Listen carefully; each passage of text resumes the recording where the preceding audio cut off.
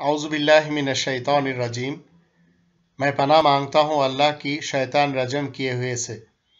बिस्मिल्लाहिर रहमानिर रहीम। अल्लाह के नाम के साथ जो ख़ास मेहरबान निहायत रहम करने वाला है। ख़वातीन व हज़रात, अस्सलामु अलैकुम व रहमतुल्लाह। मोहम्मद शेख मेरे पास अरबी सीखने मस्जिद जामिउल कुरान डिफेंस में आए।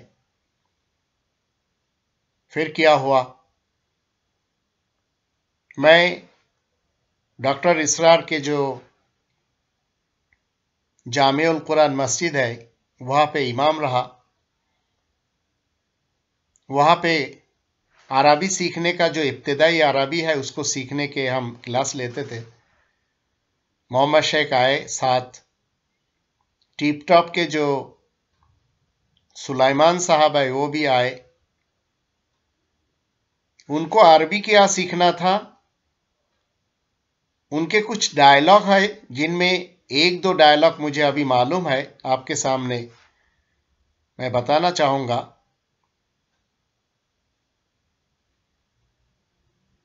मैंने उनसे कहा कि उन्होंने कहा कि कुरान समझने के लिए हमको अरबी सीखना है। तो मैंने कहा कि कुरान समझने के लिए आपको हदीस जानना ज़रूरी है। तो उन्होंने कहा कि अगर मोहम्मद अली से कहता है कि अली एक गिलास पानी ला, तो ये भी हदीस है, इसको भी मुझे मानना पड़ेगा। ये उनका अपना डायलॉग था। तो मेरे जहन पे जो है, मैंने कहा ये किस तरह से बातें कर रहा है। अली जिसका नाम सुन के पता नहीं क्या कुछ हमको पढ़ना पड़ता था, जो हमें धर्म के मदरसा में सिखाए थे, और ये शख्स खुल्लम खुल्ला ये कह रहा है कि अली एक गिलास पानी ला, तो क्या ये भी हदीस है, इसको भी हमें मानना पड़ेगा। फिर मैंने कहा कि अच्छा, आपको इब्तिदाई अरबी सीखने के लिए हफ्ते में 3 दिन आना पड़ेगा। तो उन्होंने बहुत सारे बातें की। उस बातों में आहिस्ता से उन्होंने कहा कि अगर आपको टाइम मिले तो हमारे सेंटर पे आए। तो मैं थोड़ा सा सोचा, फिर उनके सेंटर पे आके देखा, कुरान के सिवा और कुछ नहीं, कागज और कलम उनके हाथ पे और कुरान का तर्जुमा उनके हाथ पे। तो उन्होंने 41 नंबर सूरा, इसके 41 से 45 आयतों को मेरे सामने रखा। मुझसे क्या अरबी सीखना है उनको, वो तो उल्टा मुझे इस तरह से मेरे जहन में ये कुरान की आयतें बैठा दिया कि मैं तब से सोचने लगा। 41 नंबर सूरा हामीम अस्सजदा फुस्सिलत, इसकी आयत नंबर 41 से 45।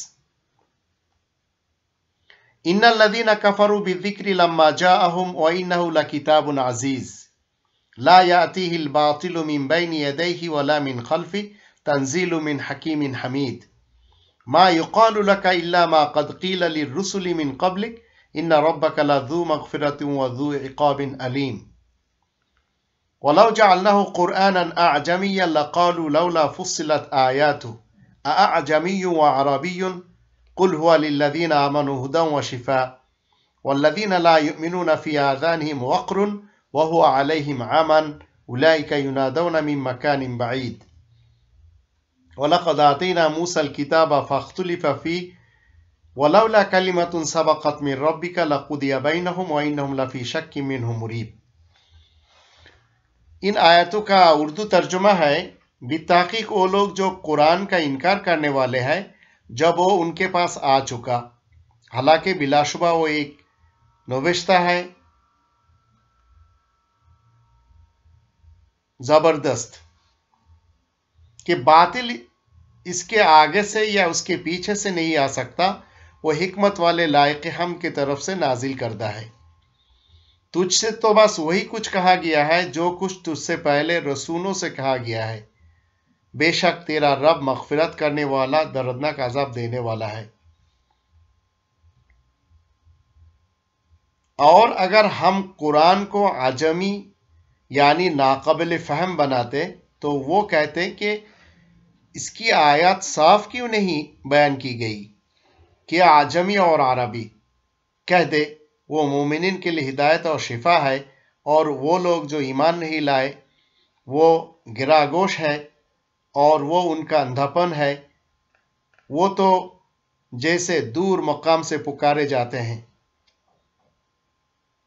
اور بے شک ہم نے موسیٰ کو الکتاب عطا کی، پس اس میں اختلاف کیا گیا، اور اگر تیرے رب کی طرف سے پہلے ہی بات طے شدہ نہ ہوتی تو ان کے مابین فیصلہ ہو چکا ہوتا، اور بلا شبہ اس سے شک میں الجھ رہے ہیں. بلا شبہ یہ اس سے شک میں الجھ رہے ہیں. ان آیاتوں کو جب محمد شیخ نے سامنے رکھا تو پہلے سے ہی مجھے پتا تھا کہ یہ قرآن صرف 1400 سال پہلے کے جو محمد ابن عبداللہ ابن عبد المطلب اس شخص کے اوپر نازل کیا گیا اور نازل نہیں ہو رہا ہے. لیکن یہاں پہ جو لکھا ہوا ہے وَلَقَدْ آتَيْنَا مُوسَى الْكِتَابَ، اور بے شک ہم نے موسیٰ کو الکتاب دی. تو شیخ صاحب نے مجھ سے پوچھا کہ یہ الکتاب کون سی ہے، تو میں نے کہا کہ اس زمانہ کی جو بھی دھرم کے مدارس سے ہم نے سیکھا وہی بتایا، تورات. پھر کہنے لگا کہ قرآن سے کوئی ایک آیات میں بتا دو جہاں پہ لکھا ہوا ہے موسیٰ کو میں نے تورات دیا. تو میرے ذہن جو ہے نا وہ سوچنے پر مجبور ہوئی. میں واپس چلا گیا ڈیفنس.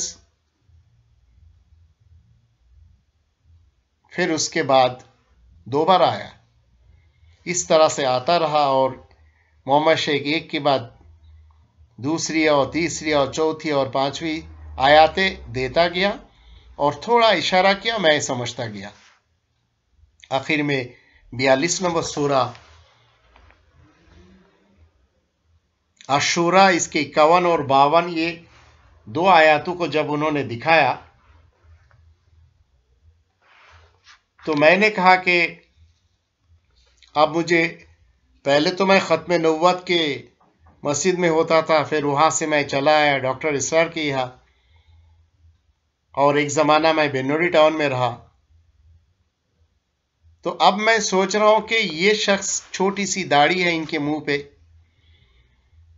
ایک مٹھی داڑھی بھی نہیں ہے، جو ہم پڑھے تھے کہ حدیثوں کے تحت جو خود ساختہ احادیث ہے، میری بھی چھوٹی چھوٹی داڑھی تھی. اچانک میں اپنے ذات کو سوال کیا کہ آخر میں قرآن کریم کے بارے میں ان سے ڈسکس مجھے کرنا پڑے گا، چونکہ ہمارے دھرم کے نظر میں یہ شخص اس وقت فاسق تھے، اور فاسق کا جو ڈیفینیشن ہے وہ ہم کو پتہ نہیں تھا. جو بھی پتہ تھا وہ ازروئے دھرم جو سکھایا وہی پتہ تھا. تو انہوں نے کہا کہ مجھے کہہ رہے ہیں کہ محبوب اللہ تجھ پر کیا قرآن نازل ہوتا ہے؟ میں نے کہا یہ تو امپاسبل ہے، یہ تو ہو ہی نہیں سکتا، چونکہ یہ تو 1400 سال پہلے کے جو تاریخی شخصیت ہے اس کے اوپر نازل ہوا، ہم پہ کیوں نازل ہوگا؟ تو انہوں نے کہا کہ اچھا ایک کام کرو، 3 نمبر سورہ آل عمران اس کے آیت نمبر 84 کو پڑھو. تو 3 نمبر سورہ آل عمران کی 84 نمبر آیت کو پڑھا. یہاں پہ اللہ تعالیٰ نے فرمایا قُلْ آمَنَّا بِاللَّهِ وَمَا أُنزِلَ عَلَيْنَا